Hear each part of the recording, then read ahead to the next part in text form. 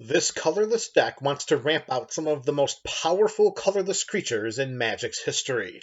Although this is not a dedicated Voltron build, there are some key spells included in the 99 for the purposes of enhancing our general, or any other threats residing on our side of the battlefield. This build is not general dependent. There are other creatures in the deck that can end games quickly, particularly when we consider the impact of feared and debilitating mechanics like Infect and Annihilator, all of which will lead to one decisive victory after another.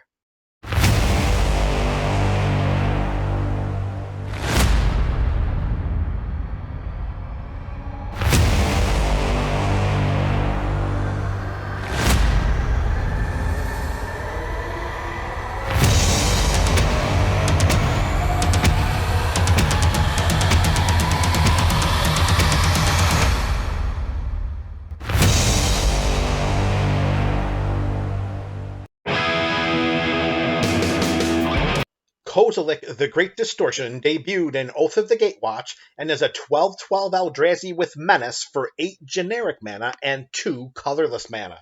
Note the difference in the mana commitments in Kozilek's casting cost. Although any type of mana may be spent to pay the 8 generic mana portion of the spell, only colorless mana can be spent to pay the 2 colorless mana portion of it. As with all the Eldrazi Titans, we are rewarded by casting this creature with a triggered ability. When we cast Kozilek, if we have fewer than 7 cards in our hand, then we draw cards equal to the difference. Since the bulk of mana ramp comes in the form of mana rocks in colorless builds, there is a tendency to run out of gas rather quickly in the early game. Our general provides the opportunity to replenish our hand as we cast him. Kozilek also provides another powerful ability, as we may discard a card with mana value X in order to counter target spell with mana value X. With our commander on our side of the battlefield and a handful of counterspells, we can protect our board state and control the game as our powerful colorless creatures lead us to imminent victory. We begin this deck tech with our land base. Since this deck is colorless, we are not burdened with balancing or fixing mana for the purposes of casting our spells and avoiding mana screw. This affords us the opportunity to sculpt a land base filled with numerous utility options, which maximizes the effectiveness and efficiency of our land base. However, caution is needed. Creating an entire land base of non-basic lands can result in missed opportunities secondary to peripheral land fetching abilities, such as being targeted by an opponent's Assassin's Trophy or Path to Exile, or failing to reap the benefits of an activated and sacrificed Ghost Quarter, Field of Ruin, or Demolition Field. A deck without basic lands also prevents us from playing with cards like Pilgrim's Eye, Solemn Simulacrum, and Burnished Heart, which help to put basic lands into our hand and onto the battlefield. For the purposes of allaying these concerns, this build has 6 basic wastes, which count for about 20% of the lands in this deck. This has proven to be a satisfactory number of basic lands, and it provides space to develop and continuously fortify the utility land base present in the 99.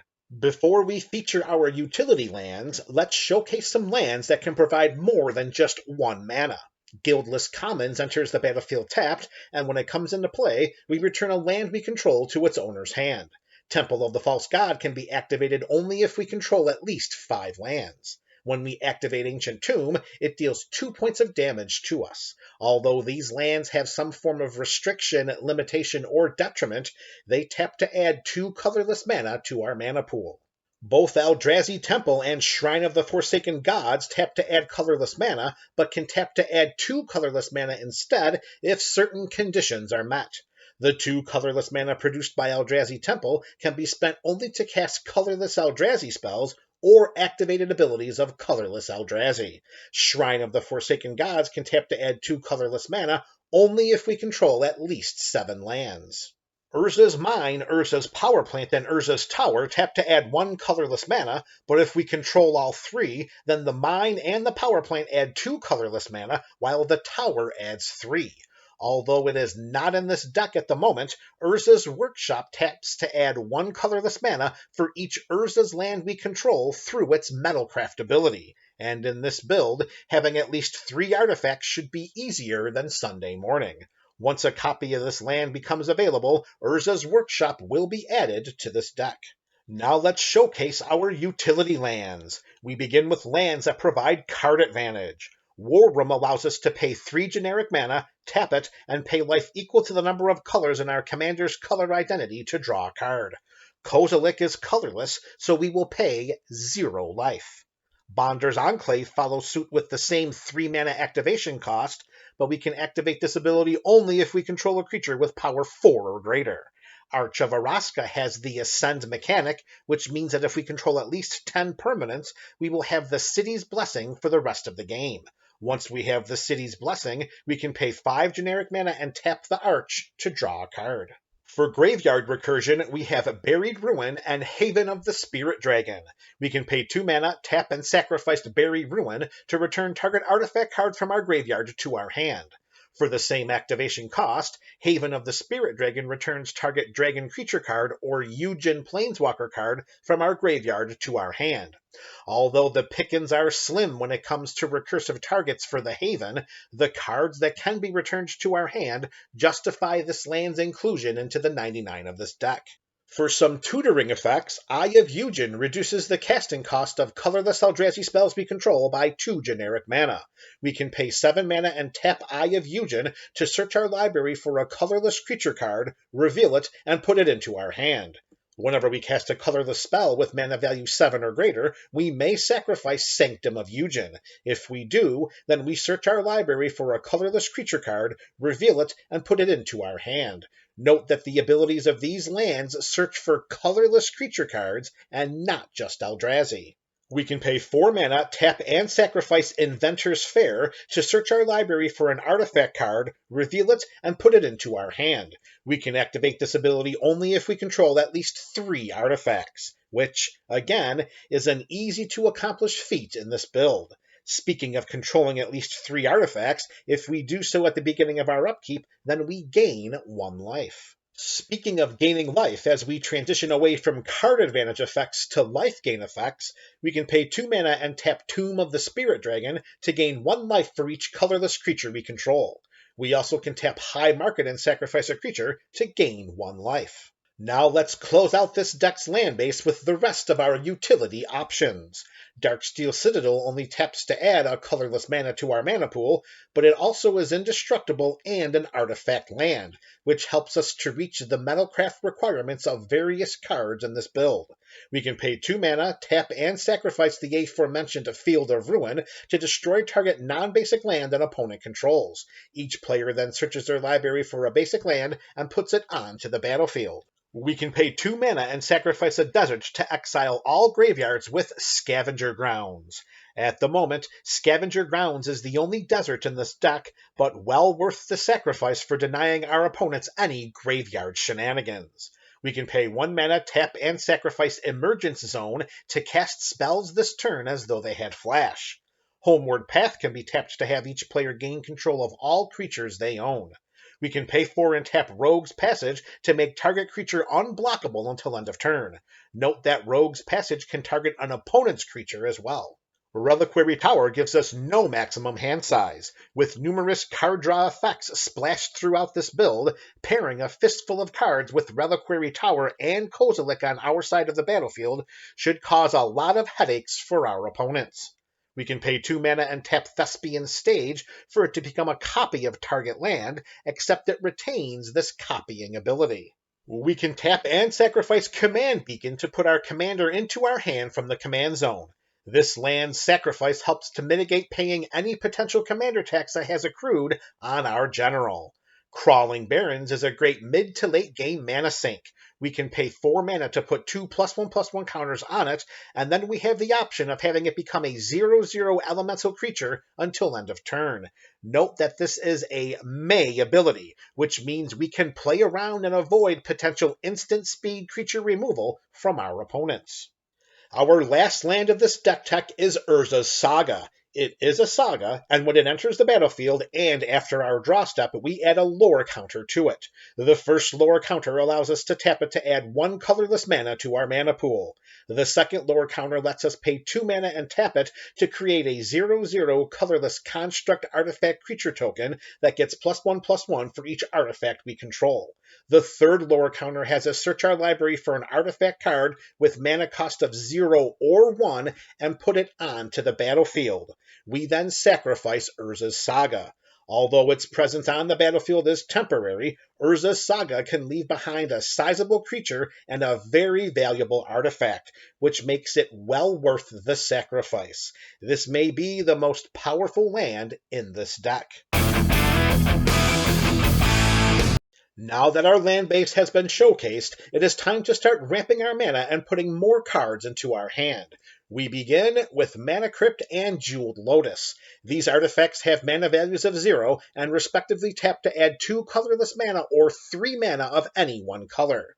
Note that the Crypt has an upkeep trigger, which deals 3 damage to us if we lose a coin flip, while the Lotus must be sacrificed to activate it, and its mana can only be used to cast our commander.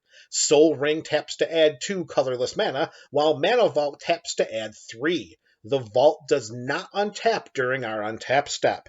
At the beginning of our upkeep, we may pay 4 mana to untap it, and if it is tapped, then it deals 1 point of damage to us. Note that any of these artifacts can be put onto the battlefield after Urza's Saga gets its third and final lore counter. We continue with Thought Vessel, which is an artifact version of Reliquary Tower. Redundancy is our friend here, particularly when we have a general that makes every card in our hand a counterspell. We do not want to discard these valuable cards down to 7 at the end of our turn. Basalt Monolith taps to add 3 colorless mana, and it does not untap during our untap step. We can pay 3 mana at any time to untap it. Thran Dynamo also taps to add 3 colorless mana, and does so without any restrictions or limitations. Everflowing Chalice has a mana value of 0, but also has Multi-Kicker too, which means that we may pay an additional 2 mana any number of times as we cast this spell. The Chalice enters the battlefield with a charge counter on it for each time it was kicked, and it taps to add colorless mana equal to the number of charge counters on it. At the beginning of each player's pre-combat main phase, if Blink Moth Urn is untapped, then that player adds 1 colorless mana for each artifact they control. Yes, this ability helps our opponents, but we will benefit from it so much more. We have some cards that can put lands into our hand and onto the battlefield. We can pay 2, tap, and sacrifice Expedition Map to search our library for a land card, reveal it, and put it into our hand. When Pilgrim's Eye enters the battlefield, we may search our library for a basic land card, reveal it, and put it into our hand. We can pay 3 and sacrifice Burnished Heart to search our library for 2 basic land cards and put them onto the battlefield tapped. When Solemn Simulacrum comes into play, we search our library for a basic land and put it into play tapped. When it dies, we draw a card. Speaking of drawing cards, Mindstone, Hedron Archive, and Dreamstone Hedron can tap for mana and have sacrificial card draw abilities as well. These artifacts respectively tap to add 1, 2, or 3 colorless mana, and we can respectively pay 1, 2, or 3 mana, tap and sacrifice them to draw 1, 2, or 3 cards. Finishing this section of the video is Unstable Obelisk. It taps to add a colorless mana, or we can pay 7 mana, tap it, and sacrifice it to destroy target permanent.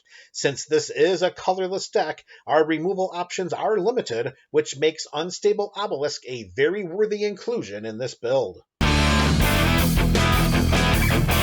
Speaking of removal options, we have a creative blend of both spot removal and mass removal spells in this deck. When Meteor Golem enters the battlefield, it destroys target non-land permanent. We can tap Lux Cannon to put a charge counter on it, and if we tap it to remove 3 charge counters, then Lux Cannon destroys target permanent. Scour from Existence takes it a step further by simply exiling target permanent. We can pay 5 mana and tap Predator Flagship to destroy target creature with flying. We also can pay 2 mana to have target creature gain flying until end of turn. Note that this flying enablement ability does not require us to tap it, meaning that for 7 total mana, we can give a target creature flying and then destroy it with Predator. As an additional cost to cast Titan's Presence, we reveal a colorless creature card from our hand. We exile target creature if its power is less than or equal to the revealed card's power. Speaking of exiling, through its imprintability, when Duplicant comes into play, we may exile target non-token creature. As long as a card exiled with Duplicant is a creature card, it has the power, toughness, and creature types of the last creature card exiled by it, except it's still a shapeshifter. Oblivion Stone provides a potential one-sided mass removal effect. We can pay 4 mana and tap it to put a fate counter on target permanent.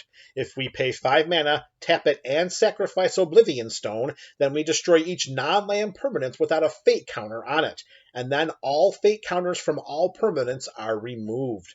Speaking of one-sided removal effects, we can pay X mana and destroy each non-land permanent with mana value X whose controller was dealt damage by Steel Hellkite this turn. We can activate this ability only once per turn. Through its evasiveness, it is reasonable to believe that we can destroy a lot of non-land permanents through this dragon's activated ability. If deemed absolutely necessary, then we can pay 5 mana, tap and exile Perilous Vault to exile all non-land permanents. Note that this effect exiles all of our non-land permanents as well, and in a colorless build that is driven by a plethora of artifacts, this could hurt. This could hurt a lot. This artifact is called Perilous Vault for a reason. There is nothing perilous to us about casting All is Dust. Each player sacrifices all permanents they control that are one or more colors. Since our deck is colorless, our board will remain completely intact. I'm not so sure our opponents will be able to say the same. Note that these two cards have exile and sacrifice effects, respectively, and do not target any permanents, which means that Shroud, Hexproof, Ward, Indestructible, and other forms of protection will not prevent permanents from being removed from the battlefield. Even though it is colorless, we are fortunate to be able to add some powerful planeswalkers to this build. Karn, the Great Creator, has a static ability that prevents opponents from activating the abilities of artifacts they control. Note that this ability is not limited to non-mana abilities, meaning that our opponent's Mana Crypts, Soul Rings, and Arcane Signets cannot be tapped for mana. The Great Creator's other abilities include making a non-creature artifact an artifact creature until our next turn, and potential card advantage. Karn, Scion of Urza, provides card advantage and can create a 0/0 colorless construct artifact creature token whose power and toughness are each equal to the number of artifacts we control. Karn Liberated has abilities that include potential opponent hand disruption, exiling a target permanent, and a restart the game option, wherein each non-aura permanent card exiled by Karn is put onto the battlefield under our control as the game begins again. This ability may not be the most reliable way to ensure future games of Magic are played with these same opponents. Eugen the Ineffable has a static ability that reduces the cost of our colorless spells by 2 generic mana.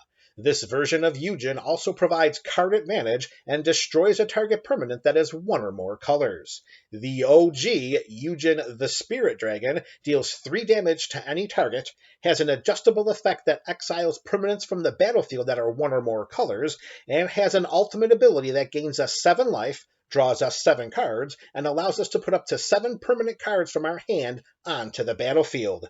At the moment, there are 96 permanent cards in the 99 of this build, ensuring that our side of the battlefield reaps the full benefits of this potentially game-ending Big Bang loyalty ability. Now let's showcase a slew of cards that synergize with and enhance our colorless theme. With artifacts inundating this build, let's protect them with Darksteel Forge. It gives artifacts we control indestructible.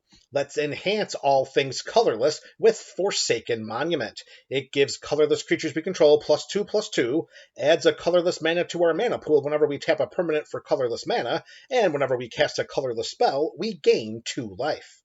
Speaking of casting colorless spells, Mystic Forge allows us the option of looking at the top card of our library at any time, and we may cast artifact spells and colorless spells from the top of our library. Artifact spells and colorless spells are all the spells in this deck. What if we do not like the top card of our library? Then we can tap Mystic Forge, pay 1 life, and exile it.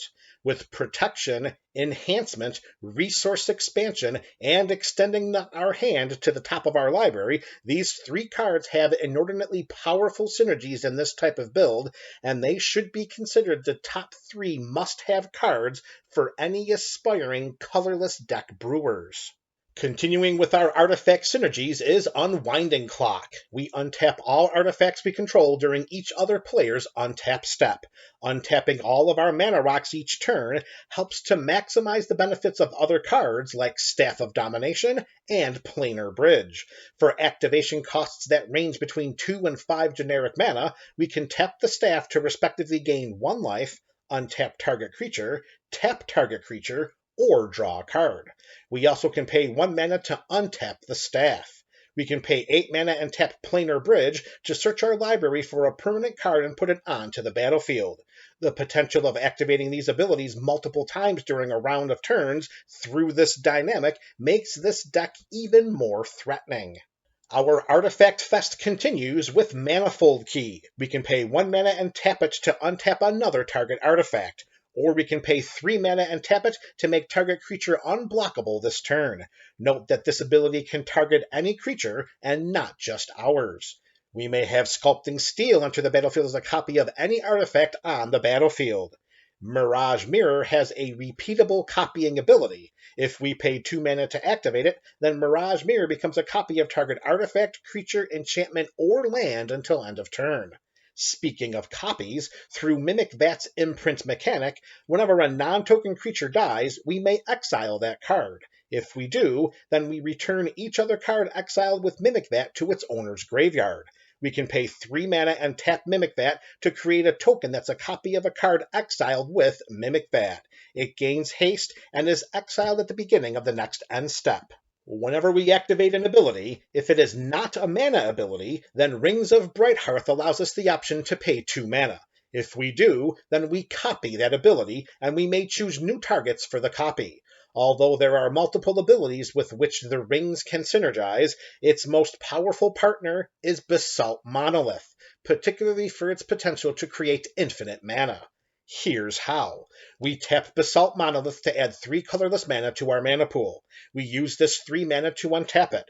We pay an additional 2 mana to the rings and copy the Monolith's untap ability. The original untap Monolith activation goes onto the stack. The copied untap Monolith activation resolves and untaps the Monolith. With the original untap Monolith activation still on the stack, we tap the Monolith again to add 3 colorless mana. The original untap Monolith activation resolves and untaps Monolith. Now we have an untapped Monolith and 3 colorless mana in our mana pool. Through this dynamic, we can create an infinite supply of colorless mana. For the purposes of protecting our general, we have Lightning Greaves, Whisper Silk Cloak, and Commander's Plate. Adding these equipment spells are necessary when considering how much attention our general will receive from our opponent's secondary to his counter-spelling enablement. The Greaves gives equipped creature haste and shroud. The Cloak gives equipped creature shroud and it cannot be blocked. Commander's Plate gives our general, or any other colorless creature for that matter, +3/+3 and protection from all colors. For the purposes of enhancing our general, or any of our colorless creatures for that matter, we have Eldrazi Conscription. This Eldrazi aura gives enchanted creature +10/+10, trample, and Annihilator 2, which means whenever it attacks, defending player sacrifices 2 permanents. When attached to Kozilek, he becomes a 22/22 with Menace, Trample, and Annihilator 2, and with a handful of counterspells, we should have little trouble one-shotting an opponent with lethal commander damage. The last section of this deck tech is dedicated to our creatures. We begin with some utility options. Liberator, Urza's Battlethopter, has flash and flying, and allows us to cast colorless spells and artifact spells as though they had flash. Whenever we cast a spell, if the amount of mana spent to cast that spell is greater than Liberator's power, then we put a +1/+1 counter on it. Seeing that Liberator is only a 1/2, we can expect this Thopter to get quite a lot of +1/+1 counters. Whenever an opponent casts an instant or sorcery spell, Wandering Archaic allows that player the option of paying 2 mana. If they do not, then we may copy that spell, and we may choose new targets for the copy. Wandering Archaic has a backside sorcery spell that benefits our opponents much more than it benefits us in this build, and therefore should never be cast. Ever. Kuldotha Forgemaster allows us to tap it and sacrifice 3 artifacts to search our library for an artifact card and put it onto the battlefield. Note that this ability can be activated at instant speed, and that the Forgemaster can sacrifice itself as one of the 3 artifacts needed to activate this ability. This is a very manageable way to cheat something impactful into play, like Darksteel Forge. Silent Arbiter makes combat a 1 versus 1 proposition, and that greatly benefits us with our 12/12 Menacing General.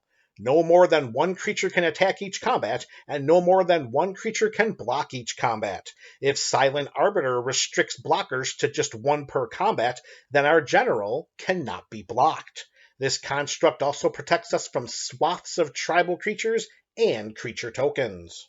Whenever Geode Golem deals combat damage to a player, we may cast our commander from the command zone without paying its mana cost. As a 5/3 with Trample, it is very reasonable to rely on this golem to cheat our general into play, and quite possibly more than once.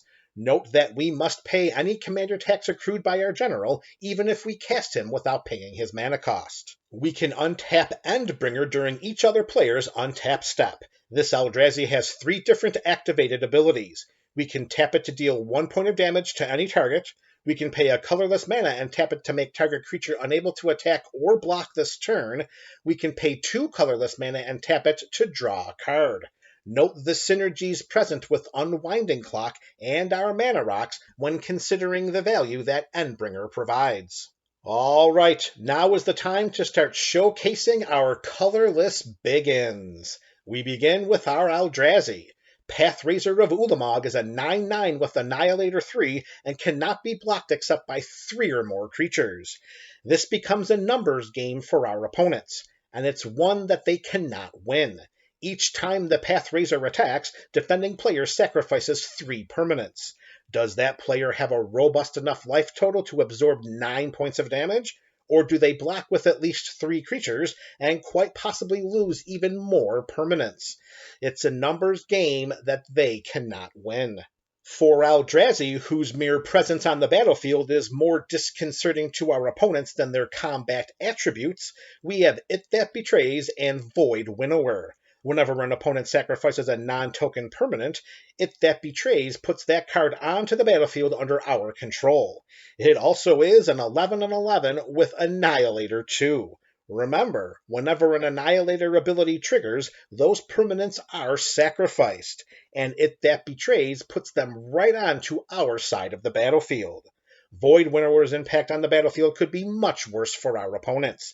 They cannot cast spells with even mana values, and they cannot block with creatures with even mana values either. When we cast Kozilek, Butcher of Truth, we draw 4 cards. He is a 12/12 with Annihilator 4, and whenever he is put into the graveyard from anywhere, we shuffle our graveyard into our library.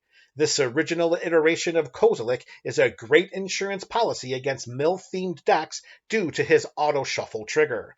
Drawing 4 cards is great, and the 12/12 body is a force to be reckoned with. Remember, we have ways of providing evasion to our creatures in this build.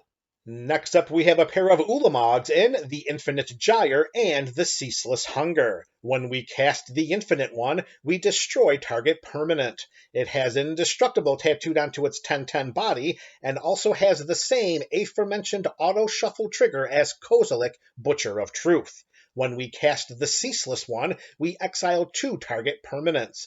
It also has Indestructible and a 10/10 body, and whenever he attacks, defending player exiles the top 20 cards of their library. The Ulamogs want to rid the battlefield of our opponent's permanents and their libraries of cards. Yes, that's right, you heard me, the Ulamogs. As for Emrakul the Promised End, she just wants to rid the game of our opponents. Emmy has a mana value of 13, but she costs 1 mana less to cast for each card type among cards in our graveyard. It is reasonable to think that we can cast the Promised End for just 10 mana. When we cast her, we gain control of target opponent during that player's next turn. After that turn, that player takes an extra turn. As if there will be anything for that player to do during this extra turn. We can haphazardly waste an opponent's resources, dismantle their hand, and uncaringly send their creatures into futile combat. By the time our opponent takes their extra turn, there should be very little they can do during it. Oh, and did we mention that Emmy here is a 13/13 with flying, trample, and protection from instants? All hail the Queen.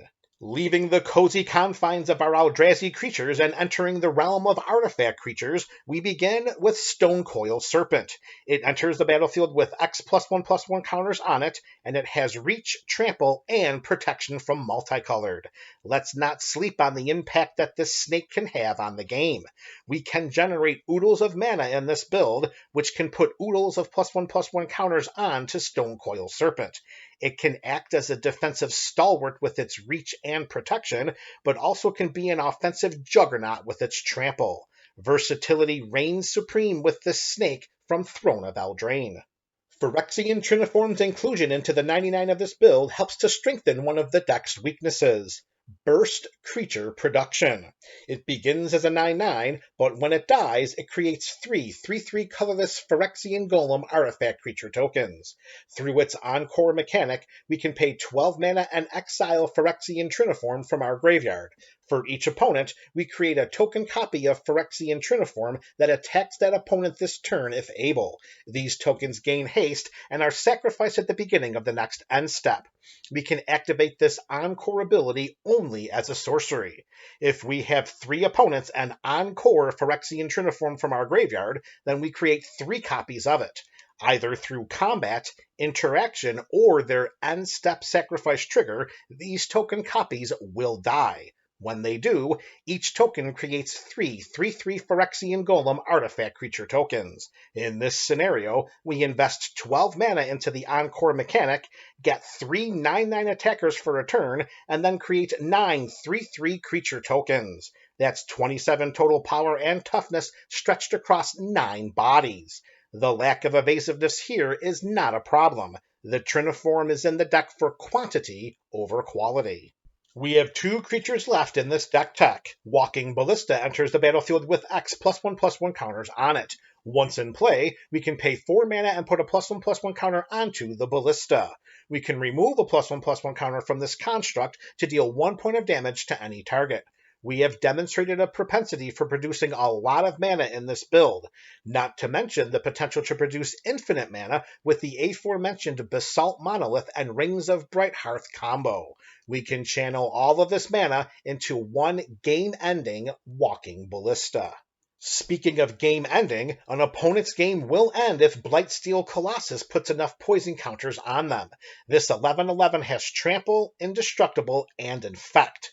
A creature with Infect deals damage to creatures in the form of -1/-1 counters, and deals damage to players in the form of poison counters.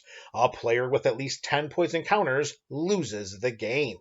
With additional evasion enablement like Rogue's Passage, Manifold Key, and Whispersilk Cloak, it's game over for someone. The haste enablement and protection provided through Lightning Greaves are additional boni. With Blightsteel Colossus, it's only a matter of time. Hopefully, our opponents will want to find time to play more Magic with us again in the future. This Kozilek the Great Distortion build has been added to the Burgeoning Commander Catalog, and this video also becomes the starting point of a Kozilek the Great Distortion EDH deck video primer series. These playlist series can be accessed in the description below, on our YouTube page, or at the end of this video. The Burgeoning Commander Catalog is my personal collection of EDH decks. An EDH deck video primer series showcases the continued evolution of a deck through future appearances on the Up and Up series, during which we update and upgrade decks featured on this channel.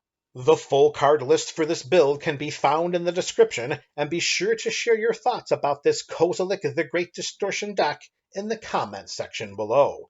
This is MTG Burgeoning, your channel for all things Magic.